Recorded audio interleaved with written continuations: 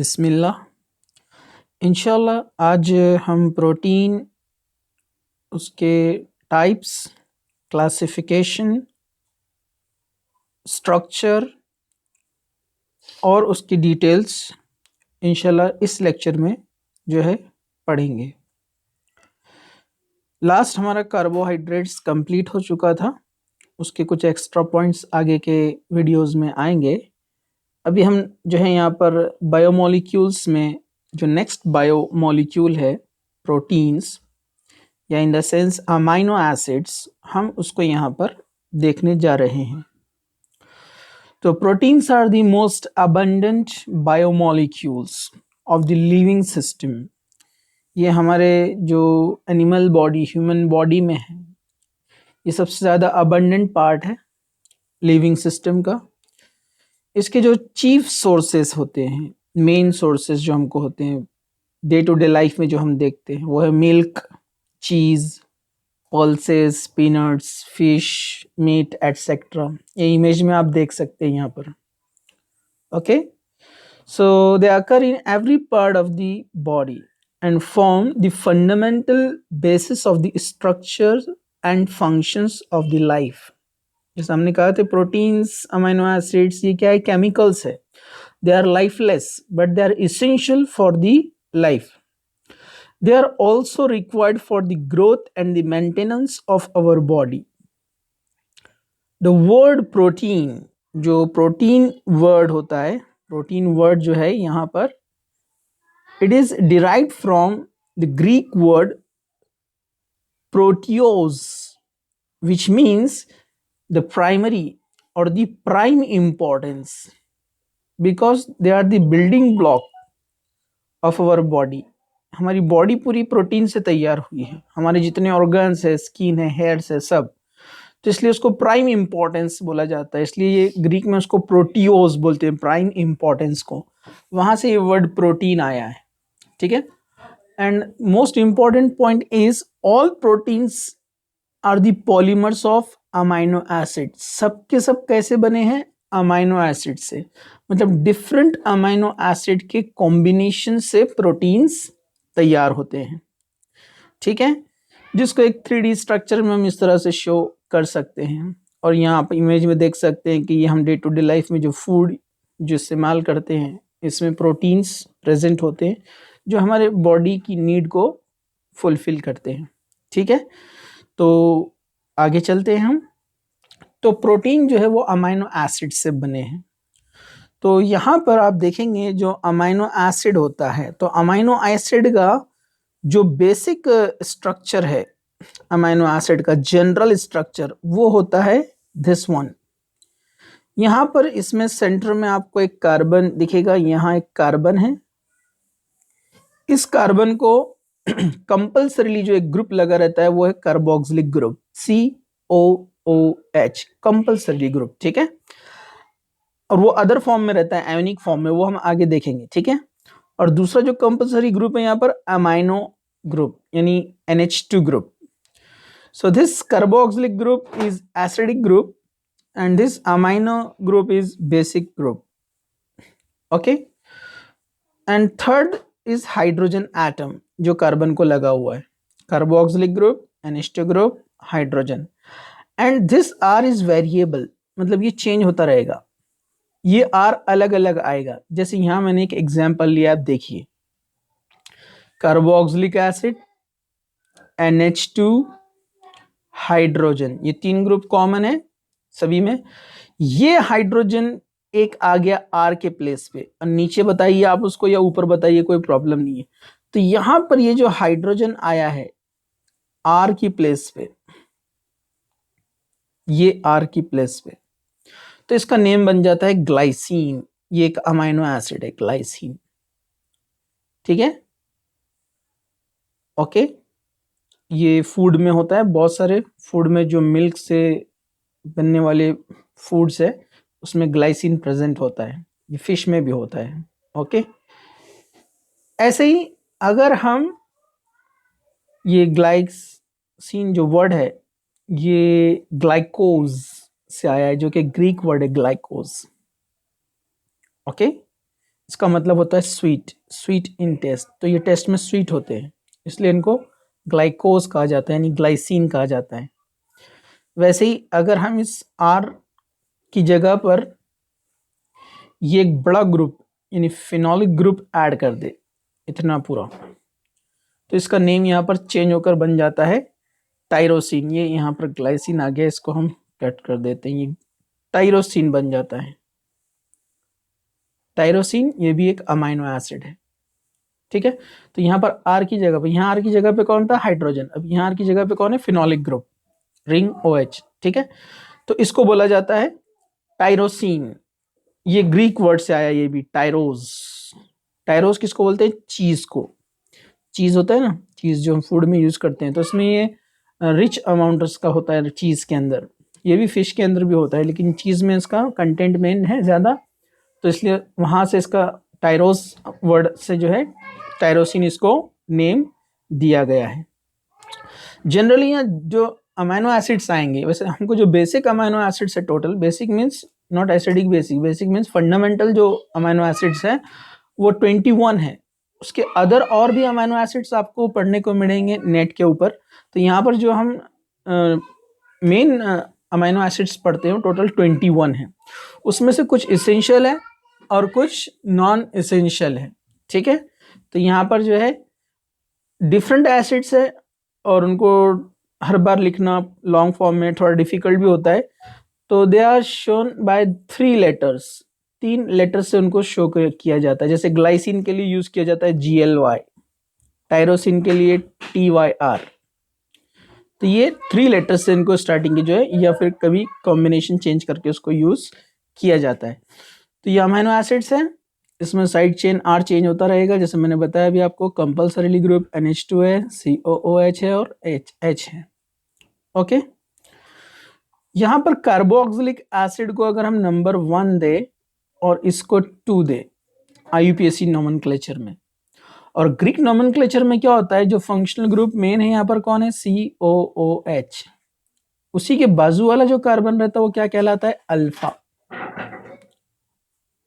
और alpha position पर amino group है, इसलिए जनरली इनको रिप्रेजेंट करते हैं अल्फा अमाइनो एसिड।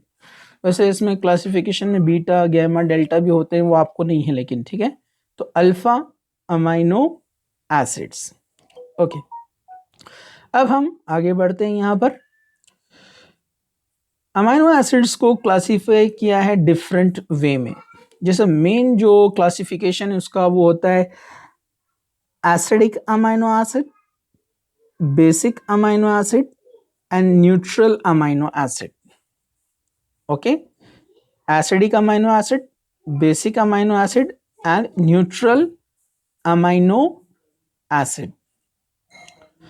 तो यहां पर जहां कार्बोक्सिलिक पार्ट यानी एसिडिक पार्ट होता है, उनको रेफर किया जाता है एसिडिक अमाइनो एसिड।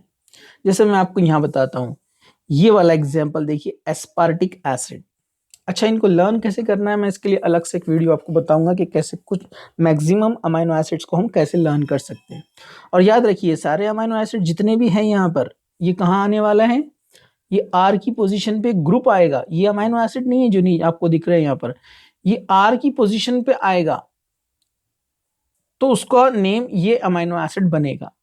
मैं बताता हूँ, जैसे मैंने बताया था ना, compulsory group COOH, compulsory group NH2 group NH। जब वहां पर एक हाइड्रोजन आ जाएगा तो हम उसको ग्लाइसिन बोलेंगे। जैसे मैंने बताया था यहाँ पर आपको, ये हाइड्रोजन यहाँ पर आ गया तो ये बन गया ग्लाइसिन, ओके। तो ऐसे ये डिफरेंट अमाइनो एसिड्स यहाँ पर तैयार होते हैं। तो एसिडिक अमाइनो एसिड से पहले मैं आपको बता देता हूँ फिर से एक बार, हम इन ग्रुप्स को जब कहीं कनेक्ट करते हैं तब वो बनता है अमाइनो एसिड। जैसे आप, मैं एक एग्जांपल आपको बताता हूँ यहाँ पर, ये इधर देखिए आप, यहाँ पर इसको देखिए, carboxylic group compulsorily, NH2 group compulsory, यहाँ एक हाइड्रोजन है जिसको शो नहीं किया है, और ये बेंजाइल ग्रुप यहाँ पर आकर जब भी कनेक्ट होगा तो नेम बनेगा फिनाइल एलानीन। फिनाइल एलानीन एक और एग्जाम्पल देखिए, COOH compulsory group, NH2 compulsory,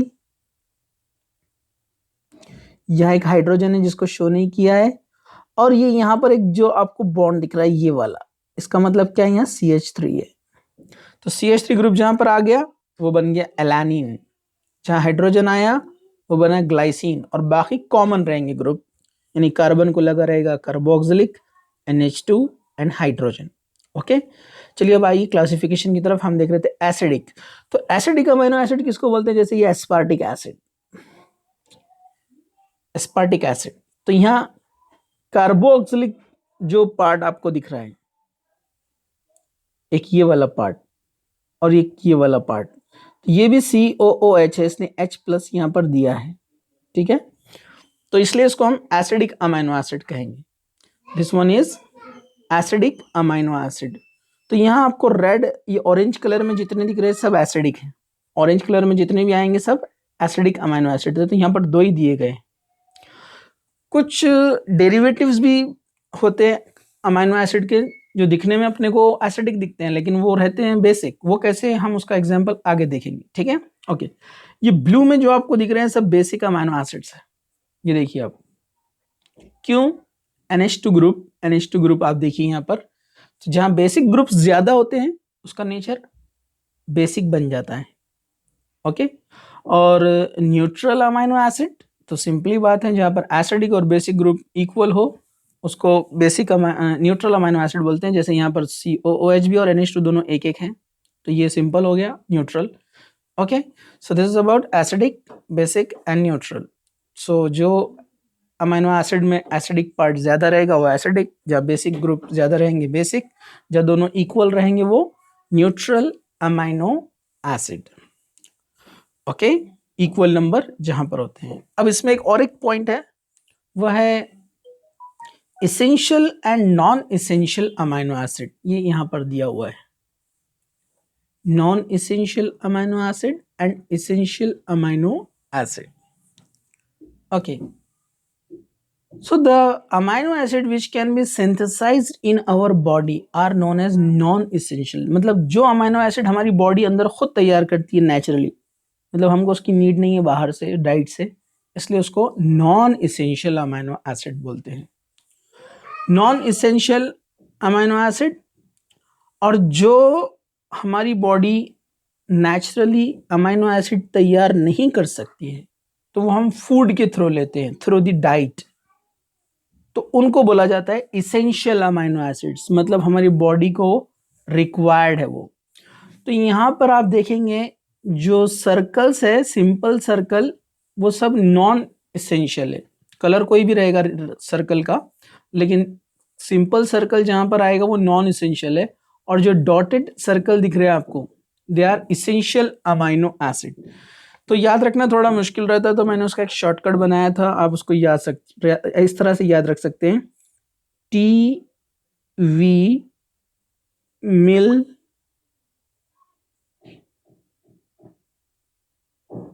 path, TV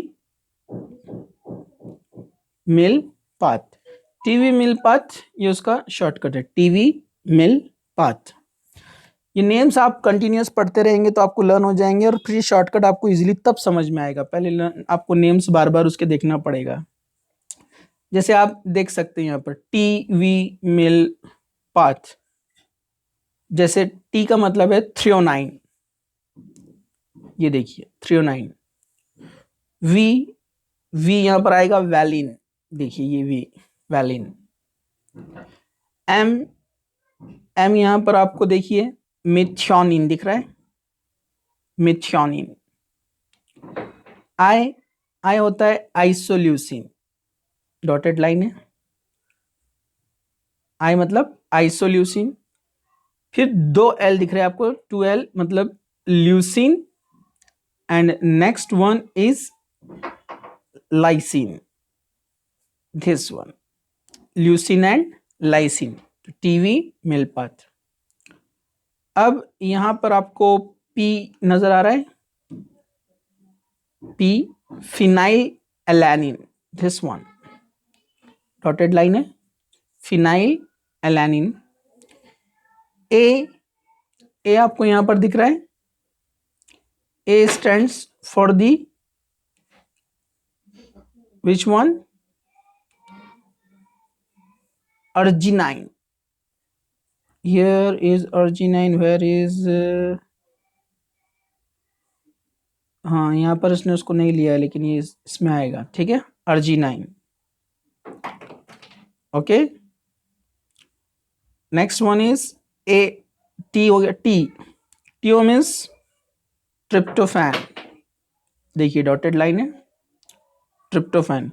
पहला था थ्रियोनाइन का टी, अब ये ट्रिप्टोफैन का टी। H, histidine, histidine. देखिए पूरे हो गए यहाँ पर, तो ये थोड़ा सा एक करेक्शन आपको यहाँ पर कर लेना है, this one. Okay, so these are the essential amino acid, इनको आप याद रखिए, ये इसेंशियल अमाइनो एसिड है। टीवी मेल पाथ शॉर्टकट इसका आप याद रख सकते हैं। चलिए अब हम आगे बढ़ते हैं। Structure of the protein that we have studied already, that polymers are made up of monomers। जो polymers होते हैं, big chains जो होते हैं, long chain structures, they are made up of monomers। ये छोटे छोटे monomers से मिलकर बनते हैं। तो वैसे ही जो प्रोटीन होता है, प्रोटीन, इसके मोनोमर्स कौन है? Amino acid. जैसे ये देखिए, ये एक अमाइनो एसिड है, ये दूसरा अमाइनो एसिड है, ये दोनों से बना है अपना प्रोटीन। तो ऐसे यहाँ 2 मोनोमर लिया है, ऐसे एन टाइम बहुत सारे मोनोमर रहेंगे।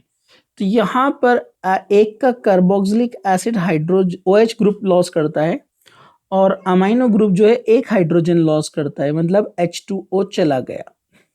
तो देखिए यहाँ से OH गया है, यहाँ से H गया है, और ये एक दूसरे से कनेक्ट हो गया। And this linkage is called peptide linkage, this CONH। It is also shown as C double bond O and H, like this। So we know that this is the amide linkage, amide functional group। तो हम इसको polypeptide के साथ साथ जो है polyamide भी बोल सकते हैं। पॉलीअमाइड और पॉलीपेप्टाइड लिंकेज, अमाइड ग्रुप होने की वजह से, ठीक है। तो ये 2 अमाइनो एसिड यहाँ पर हुए हैं, जिसमें से एक ग्लाइसिन आया है, ग्लाइसिन। धीरे धीरे आपको लर्न हो जाएंगे पढ़ते पढ़ते। और दूसरा कहाँ से आया है? CH3 ग्रुप आने से क्या बनता है, मैंने बताया ना अभी आपको, एलानिन। तो एक एलानिन से आया है, इसलिए ALA, और ग्लाइसिन से आया है, इसलिए GLY। दोनों को इस तरह से शो करते हैं कि ये वाला ग्लाइ AL लिंकेज है, यानी ग्लाइकोसाइडिक लिंकेज कौन सा है? ग्लाइ और ALA। तो इसको शॉर्ट में ग्लाइकिल एलानिन बोला जाता है। ओके, तो ऐसे बहुत सारे यहाँ पर तैयार होते हैं। तो जब 2 मोनोमर कनेक्ट होंगे तो एक पेप्टाइड लिंकेज बनता है। हमने पॉलीमराइजेशन में देखा था इसको अपने कार्बोहाइड्रेट्स में, डाइसैकेराइड जो बनते थे। तो जो सैकेराइड्स थे वो पॉलीसैकेराइड्स थे, उसमें जो लिंकेज था ग्लाइकोसाइडिक लिंकेज था। और प्रोटीन में कौन सा लिंकेज होता है? Peptide linkage. मतलब वहाँ जो मोनोसैकेराइड्स थे, ग्लूकोज वगैरह, उनके जो मोनोमर ज्वाइन होते तो क्या बनता था, याद है आपको? ग्लाइकोसाइडिक लिंकेज, है ना। और यहाँ पर अमाइनो एसिड के बीच में जो लिंकेज बनता है उसको बोलते हैं पेप्टाइड लिंकेज, ठीक है। ओके, तो अगर 2 आ गए, 3 आ गए तो 2 बनेंगे, मतलब 3 अगर अमाइनो एसिड आते हैं तो इनके बीच में लिंकेज कितने बनेंगे? 2, उसको डाइपेप्टाइड बोलेंगे। 4 आते तो कितने बनेंगे बीच में? 3, उसको ट्राइपेप्टाइड बोलेंगे, जैसे टेट्रा, पेंटा, हेक्सा। तो जब एन टाइम आएंगे बहुत सारे तो उनको बोला जाता है पॉलीपेप्टाइड्स। और हमारे जो प्रोटीन्स है वो कैसे बनते हैं? नंबर ऑफ अमाइनो एसिड से, सेम कॉम्बिनेशन और डिफरेंट कॉम्बिनेशन से, इसलिए उनको पॉलीपेप्टाइड्स बोला जाता है। Proteins are the polypeptides. इनका जो मोलिकुलर मास है वो बहुत ज़्यादा होता है, मोर देन 1000 एटॉमिक यूनिट जो उनका होता है। मतलब बहुत ज़्यादा एटॉमिक मास उनका होता है, लॉन्ग मतलब बहुत सारे मोनोमर एक दूसरे से कनेक्टेड होते हैं, ठीक है। शार्प डिफरेंस नहीं बता सकते हम, अप्रोक्सीमेट वेट इसका बताया जाता है यहाँ पर, ओके। जैसे एक एग्जांपल, यहाँ इंसुलिन जो होता है उसमें 51 अमाइनो एसिड्स होते हैं। 51 अमाइनो एसिड से इंसुलिन, जो हमारे बॉडी के अंदर पेनक्रिया जो पार्ट होता है जो इंसुलिन सिक्रीट करता है, तो इंसुलिन भी एक प्रोटीन है, ठीक है। आगे आएंगे क्या क्या प्रोटीन्स होते हैं। तो ये था किस तरह से पेप्टाइड लिंकेज तैयार होती है अमीनो एसिड से, और इसमें सेम और डिफरेंट कॉम्बिनेशन होते हैं। जैसे अगर सेम सेम अमीनो एसिड होते हैं तो इसको ऐसे शो किया जाता है ए। अगर दो अमीनो एसिड आ रहे हैं तो उनमें लिंकेज कैसे टाइप की हो सकती है, ए बी या ए बी। ऐसे डिफरेंट टाइप के लिंकेजेस जो यहाँ पर तैयार होते हैं, ओके। चलिए अब हम आगे बढ़ते हैं। प्रोटीन को दो मेजर ग्रुप में क्लासिफाई किया गया है। They are classified into two groups on the basis of their molecular shape. उनके क्लासिफिकेशन बहुत सारे अलग अलग है, लेकिन मॉलिक्यूलर शेप के हिसाब से उनको दो ग्रुप में रखा गया है। जैसे पहला है यहाँ पर fibrous protein. When the peptide means polypeptide chains run parallel and are held together by hydrogen and disulfide bonds, ये कैसे होते हैं आगे स्ट्रक्चर में आएगा। Means they are in short they are fiber like structure, fiber like structure रहते हैं उनके, फाइबर लाइक ऐसे लॉन्ग थिन फिलामेंट्स, ओके। तो इन प्रोटीन्स को बोला जाता है fibrous protein. They are insoluble in water. Example hairs, जो हेयर्स होते हैं ना, हेयर्स अपने बाल जो हैं, तो they are the fibrous protein. Water insoluble होते हैं, आपने देखा बाल सॉल्युबल नहीं होते पानी में। अगर ये सॉल्युबल रहते तो क्या होता था, पानी नहाते पूरे बाल गायब। तो ये एक अच्छा एक ऊपर वाले की तरफ से देखिए आप, सिस्टमैटिक हर चीज़ में जो है गिफ्ट दिया गया है कि बालों में ऐसे प्रोटीन यूज़ किया है कि जो वाटर इनसॉल्युबल होते हैं।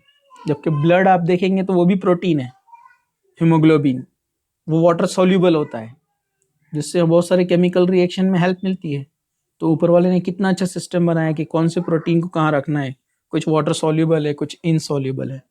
तो फाइब्रस प्रोटीन जो होते हैं fiber like, they are insoluble in water. जैसे केराटिन इन हेयर, जो अभी मैंने आपको बताया है, वूल, सिल्क, इसमें केराटिन होता है। वैसे मायोसिन इन मसल्स, मसल्स के अंदर जो मसल होते हैं हमारे, उसके अंदर मायोसिन होता है, वो भी वाटर इनसॉल्युबल होते हैं, ठीक है, ओके। तो फर्स्ट है fibrous protein and second one है यहाँ पर globular proteins, okay.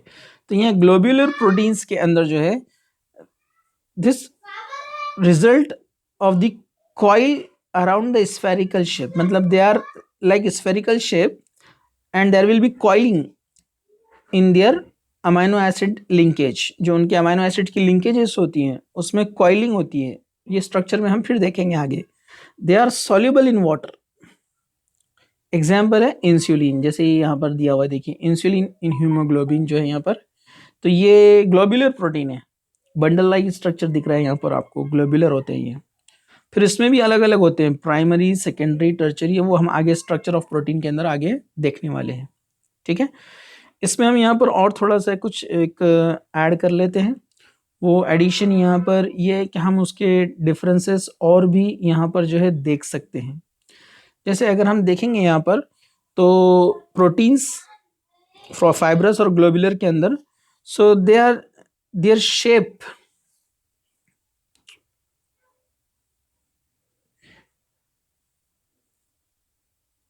C here, so they are long and narrow, और जो ग्लोबुलर होते हैं राउंडेड एंड स्फेरिकल।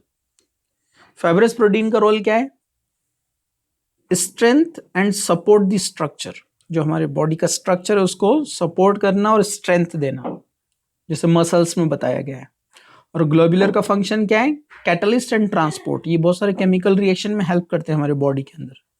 सॉल्युबिलिटी के बारे में मैंने बताया, फाइब्रस इनसॉल्युबल है और ग्लोबुलर जो होते हैं वो मोस्टली सॉल्युबल होते हैं। इसी तरह फाइब्रस में क्या होता है, रिपीटेटिव अमाइनो एसिड सीक्वेंस रहते हैं, मतलब एक अमाइनो एसिड फिर अमाइनो एसिड, ऐसे रिपीटेटिव सीक्वेंस होता है उसमें, जैसे A B A B A B A B, मतलब एक टाइप और दूसरा टाइप, एक टाइप दूसरा टाइप, है ना। और ये ग्लोबुलर प्रोटीन में क्या होता है, इरेगुलर जो है सीक्वेंस होता है, जैसे बी ए बी बी फिर ए बी, ऐसा इरेगुलर सीक्वेंस, ठीक है। Fibrous protein less sensitive to the changes in the heat और पीएच, मतलब अगर हम पीएच चेंज करते हैं और हीट करते हैं तो बहुत ज़्यादा उसमें चेंजेस नहीं आएंगे, लेस सेंसिटिव है, जैसे हेयर्स के ऊपर माइल्ड एसिड अगर गिर जाए तो कुछ होगा नहीं, ठीक है। हाँ, स्ट्रॉन्ग रहे तो प्रॉब्लम हो सकता है, बट जो ग्लोबुलर प्रोटीन होते हैं they are sensitive to the pH and heat, जैसे हमारे ब्लड का पीएच अगर चेंज हो जाए तो हम एबनॉर्मल कंडीशन में जा सकते हैं, तो वहाँ पीएच सेंसिटिव होता है बहुत। पीएच ये हमारे बॉडी को मेंटेन करता है, जो 7.4 ब्लड का होता है, ठीक है। तो एग्जांपल्स तो मैंने आपको बता दिया यहाँ पर, ओके। तो अब हम यहाँ पर जो है आगे बढ़ते हैं।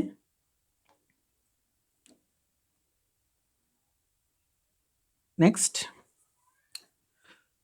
हमको फिर आगे भी जाना है, तो ये यहाँ पर हम आ चुके हैं स्ट्रक्चर्स के अंदर।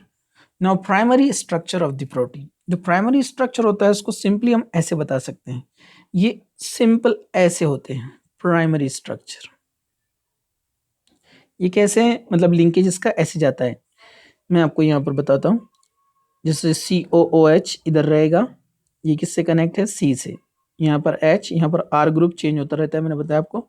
फिर कौन आता है, NH2 का H गया है, फिर दूसरे COH का CO यहाँ पर CHR, फिर ये NH, इसका H लॉस हुआ है NH2 का, फिर COOH का CO CHR और ये NH। तो ये अमीनो एसिड्स एक दूसरे से कनेक्टेड हो गए पॉलीपेप्टाइड से, और ये सीक्वेंस ये सीधा जाता है लीनियर। तो ये जो लीनियर स्ट्रक्चर होता है इनको primary structure of the protein कहा जाता है। दे मे हैव सेम और डिफरेंट पॉलीपेप्टाइड चेन्स, मतलब डिफरेंट लिंकेज बीच में हो सकता है, ए बी, जैसा मैंने बताया, ठीक है।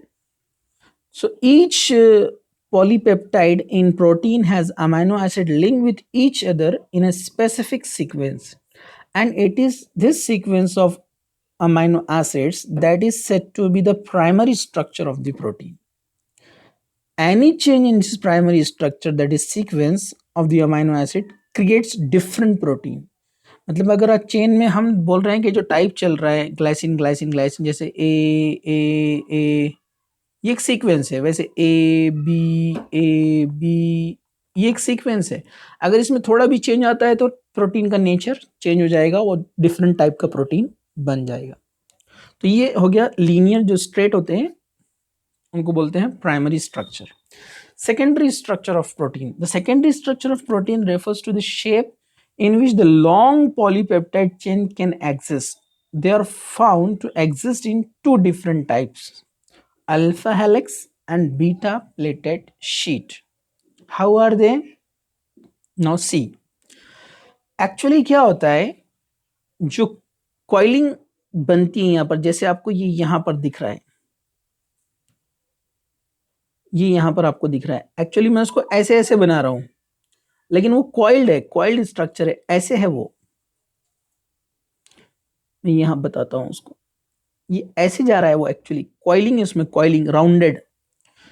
हाउ दिस कॉइलिंग, कैसे हुआ ये कॉइलिंग, एक्चुअली क्या होता है, जैसे ये लीनियर में हम देख सकते हैं, मैं यहाँ पर 4 यूनिट बना देता हूँ, चलो इसको, तो आपको इजीली ये समझ में आएगा। ये first unit, second unit, third unit, fourth unit. अगर ये लीनियर जा रहा है तो हम इसको प्राइमरी स्ट्रक्चर बोलते हैं। लेकिन कुछ प्रोटीन्स में क्या होता है, यदि फर्स्ट वाला जो यूनिट है और ये फोर्थ वाला जो यूनिट है, ठीक है, तो फर्स्ट वाले यूनिट का CO जो यहां पर आपको दिख रहा है, ठीक है, और फोर्थ वाले यूनिट का ये NH, मैं इसको ऐसे बताता हूं, ये फोर्थ वाले यूनिट का H, इनके बीच में यहां पर जो है क्या होता है, हाइड्रोजन बॉन्डिंग फॉर्म हो जाती है,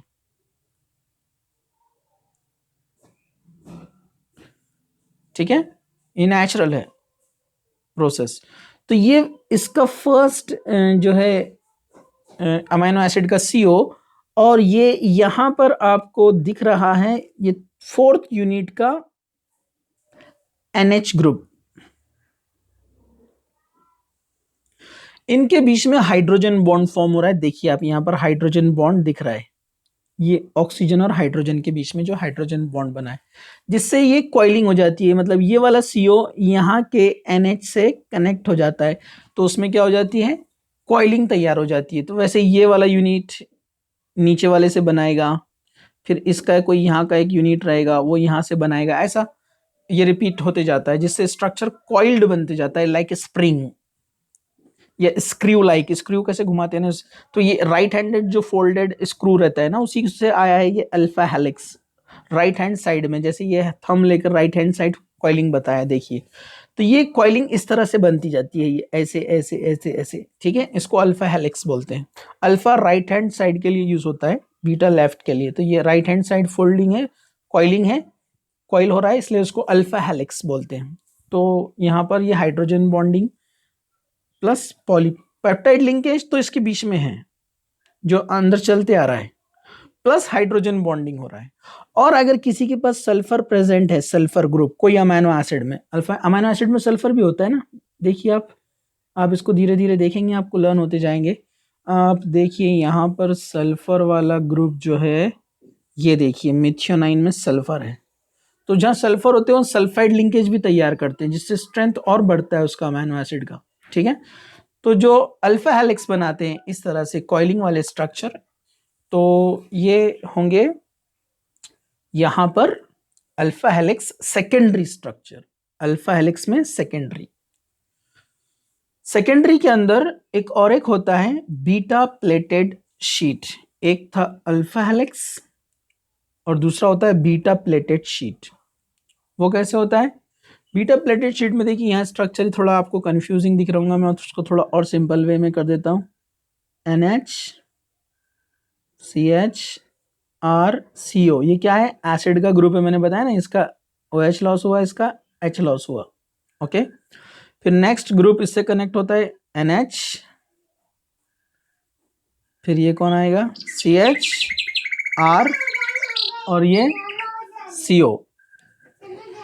फिर यहाँ आप देखिए ये पूरा एक पॉलीपेप्टाइड है, ये एक पॉलीपेप्टाइड मतलब एक पॉलीमर है पूरा, ये पूरा एक, ये दूसरा है, ये दूसरा है जा रहा है यहाँ से, ये तीसरा है। तो ये एक पॉलीमर है, ये एक पॉलीमर है, ये एक पॉलीमर। तो एक पॉलीमर दूसरे पॉलीमर के साथ हाइड्रोजन बॉन्ड बनाता है, देखिए।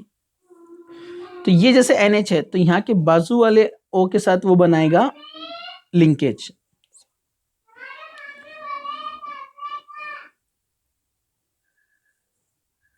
ठीक है।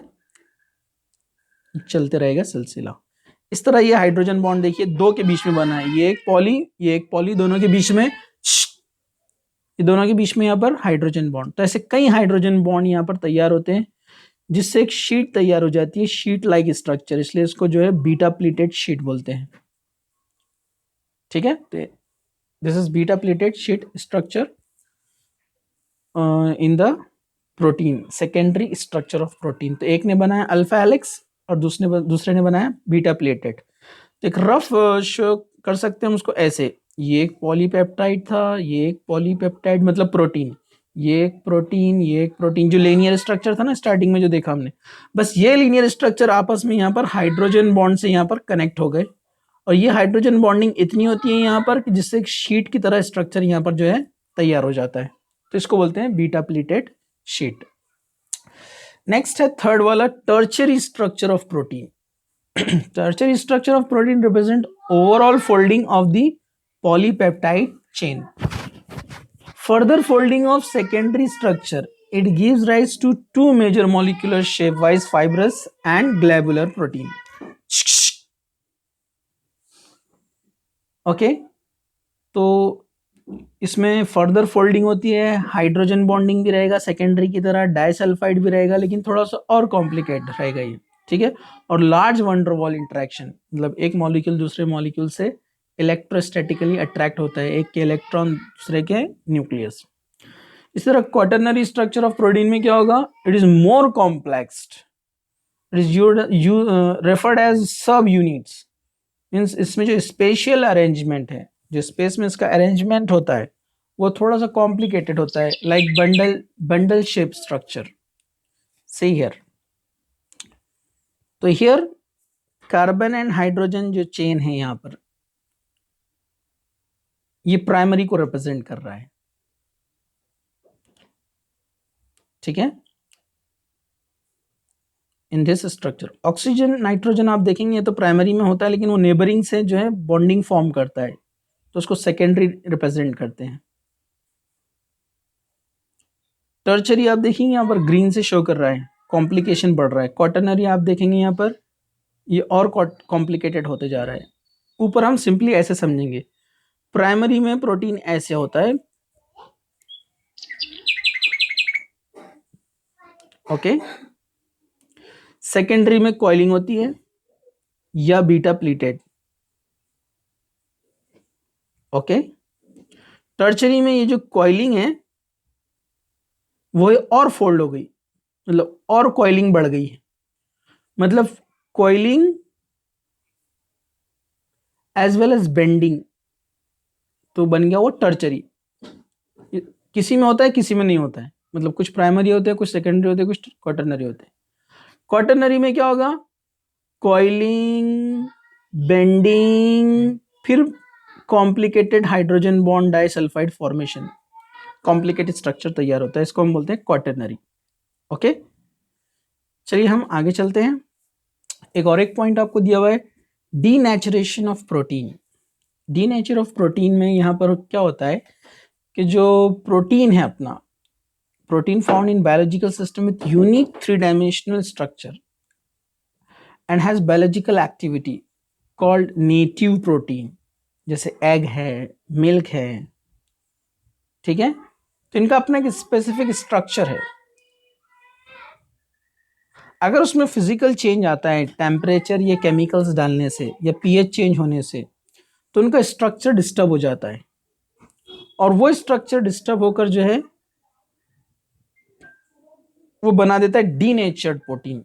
जैसे एग है, इसका स्ट्रक्चर लॉस होकर बॉयल एग हो गया हीट करने पर, तो अभी इसका नेचर लॉस हो गया, डीनेचर प्रोटीन। ये इरिवर्सिबल प्रोसेस है, मतलब हम इसमें यहां पर वापस नहीं आ सकते, इट इज इरिवर्सिबल प्रोसेस। मतलब प्रोटीन अगर लॉस हो गया तो यहां पर वो वापस नहीं आ सकते। जैसे आपने एग को बॉईल किया, तो ये बॉइल्ड एग है, this is boiled egg, heat करने पर आपको मिला है, अब आप वापस नहीं आ सकते रिटर्न, इरिवर्सिबल प्रोसेस, क्योंकि उसका स्ट्रक्चर लॉस हो गया। जो एग के अंदर जो प्रोटीन्स थे उसका जो स्ट्रक्चर था वो स्ट्रक्चर उसका लॉस हो गया, ठीक है। वो ग्लोब्यूलर या कॉम्प्लिकेटेड जो स्ट्रक्चर था वो ओपन होकर वो सिंपल स्ट्रक्चर, सिंपल प्रोटीन हो गया, जो कि अब वापस से नहीं बन सकता है, जो कि नेचुरल था, ठीक है। तो इसको बोला जाता है डी नेचर्ड प्रोटीन, जिसको क्या बोला जाता है कि globule unfold structure uncoiled and protein loses its biological activity called denaturation of protein। जो उसका फोल्डेड स्ट्रक्चर था एग का, हीट करने पर अब वो अनफोल्डेड यानी क्या हो गया है, बॉइल्ड एग या फ्राइड एग जो भी है, अब वो वापस नहीं आ सकता है। वैसे मिल्क अपना स्ट्रक्चर लॉस करके बना देता है यहाँ पर कर्ड, इसमें अगर पीएच चेंज करे, एसिड डाले हम तो, ठीक है। तो ये उसका जो शेप चेंज हो गया, अब वापस नहीं अपनी बायोलॉजिकल जो एक्टिविटी है वापस से शो नहीं करेगा जो प्रीवियस थी, ठीक है। तो ये था डीनेचुरेशन ऑफ प्रोटीन। इससे रिलेटेड और भी पॉइंट है जो आगे के टॉपिक में हम वीडियो में देखेंगे। एक 2 क्वेश्चन यहाँ पर दिए हुए थे, इसके सिंपल आंसर है कि मेल्टिंग पॉइंट और सॉल्युबिलिटी ज़्यादा क्यों है अमाइनो एसिड का हेलो एसिड से, मतलब HX से। तो उसका सिंपल आंसर ये है कि हमारा जो प्रोटीन होता है जिसको हम शो करते हैं ऐसे NH2CHRCOOH, एक्चुअली वो इस फॉर्म में नहीं होता है। इसका यहाँ पर जो है ये जो बेसिक नेचर है ना इसका, ये हाइड्रोजन ले लेगा। सिंपल वे में अभी यहाँ बता रहा हूँ, लेकिन वो नेबर का लेता है, ठीक है। तो हाइड्रोजन ले लेगा तो NH2 क्या बन जाएगा, NH3+। और इसने लॉस किया इसलिए क्या बन जाएगा, COO-। It is called zwitter ion. Zwitter ion, zwitter ion क्या होता है, साइमल्टेनियस, यानी एक साथ जहां पर माइनस और प्लस चार्ज एक मॉलिक्यूल पे आते हैं उसको ज्विटर आयन बोलते हैं। तो यहाँ ज्विटर आयन की वजह से यहाँ पर जो आयोनिक नेचर है, प्लस माइनस मतलब आयोनिक नेचर, ये आयोनिक नेचर से क्या होता है, ये स्ट्रॉन्ग बॉन्डिंग बनाता है। आपस में मॉलिक्यूल क्या बनाते हैं, स्ट्रॉन्ग बॉन्डिंग, इसलिए उसका मेल्टिंग पॉइंट ज्यादा है। और सॉल्युबिलिटी भी क्यों ज्यादा है, वो हाइड्रोजन बॉन्डिंग बनाता है वाटर के साथ, आपस में भी हाइड्रोजन बॉन्डिंग में स्ट्रांग होती है, इसलिए इनका सॉल्युबिलिटी भी ज्यादा है। ये वाटर के साथ, सॉरी, वाटर के साथ हाइड्रोजन बॉन्डिंग बनाता है, इसलिए सॉल्युबिलिटी भी ज्यादा है। और ये आयनिक नेचर होने की वजह से इनका मेल्टिंग पॉइंट भी ज्यादा है, इनऑर्गेनिक कंपाउंड की तरह, ठीक है। दूसरा क्वेश्चन है, where does the water present in the egg after boiling. जब एग को हम बॉईल कर देते हैं तो उसका वाटर किधर जाता है। एक्चुअली जब एग को बॉईल करते हैं तो it forms a rubber like structure. ये रबर लाइक स्ट्रक्चर तैयार करता है which absorbs all the water molecule present in it. जो अंदर के वाटर मॉलिक्यूल है वो सब वो एब्जॉर्ब कर लेता है एग, इसलिए उसके अंदर जो है एक स्टेबल स्ट्रक्चर बनाकर हाइड्रोजन बॉन्डिंग के साथ वाटर को बाइंड कर लेता है, और वहां से हमको लगता है वाटर डिसअपियर हो गया। ओके, तो ये था इसके प्रोटीन के बारे में, इसके नेम्स, क्लासिफिकेशन और स्ट्रक्चर। और इंशाल्लाह कुछ इससे रिलेटेड पॉइंट्स आगे आएंगे, तो आगे की वीडियोस आप कंटिन्यू देखते रहिए। जज़ाकल्लाह।